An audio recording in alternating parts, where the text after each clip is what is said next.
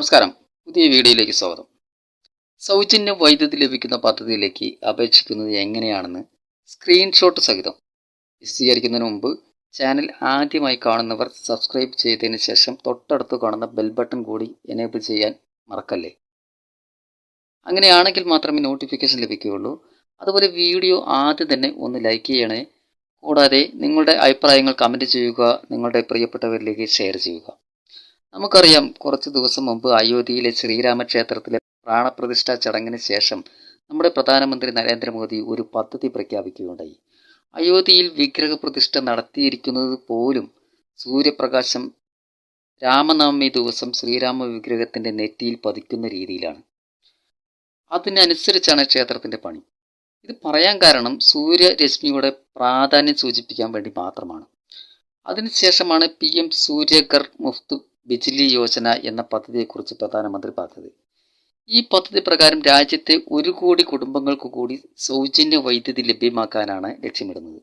അതിനുശേഷം നടന്ന 2024-25 ഇടക്കാല ബജറ്റ് പ്രസംഗത്തിലും കേന്ദ്ര ധനമന്ത്രി നിർമ്മല സീതാരാമൻ ഇതിനെക്കുറിച്ച് സൂചിപ്പിക്കുകയുണ്ടായി.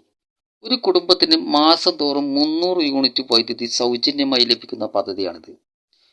സൂര്യന്റെ ശക്തി ഉപയോഗപ്പെടുത്തിക്കൊണ്ടുള്ള പുരപ്പുറ സൗരോർജ പദ്ധതിയിലേക്ക് എങ്ങനെയാണ് അപേക്ഷിക്കേണ്ടതെന്ന് നോക്കാം. ഈ പദ്ധതിയിൽ ചേർന്നിട്ടുള്ള വെണ്ടർമാരുൾപ്പെടെയുള്ള എല്ലാ പങ്കാളികളെയും ഒരു ദേശീയ പോർട്ടലിലൂടെ സംയോജിപ്പിച്ചുകൊണ്ടാണ് പദ്ധതിയുടെ ആസൂത്രണം.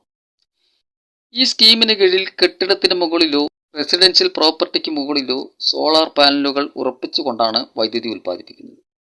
പദ്ധതിയിലേക്ക് അപേക്ഷിക്കാൻ വേണ്ടി https://pmsuryaghar.gov.in എന്ന സൈറ്റിൽ കയറണം. ലിങ്ക് ഡിസ്ക്രിപ്ഷനിലുണ്ട്.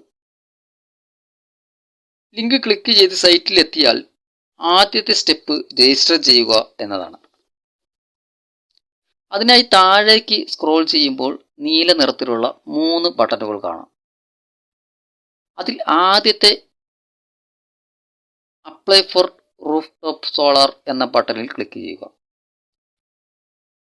പുതിയൊരു പേജ് തുറന്നു വരും.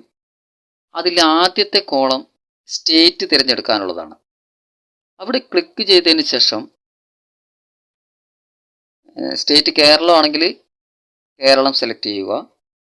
രണ്ടാമത്തെ കോളത്തിൽ ക്ലിക്ക് ചെയ്തതിന് ശേഷം സ്വന്തം ജില്ല സെലക്ട് ചെയ്യുക.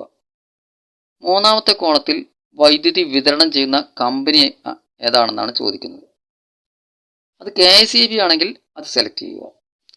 അവസാനമായി നമ്മുടെ കൺസ്യൂമർ നമ്പറാണ് ചോദിക്കുന്നത്.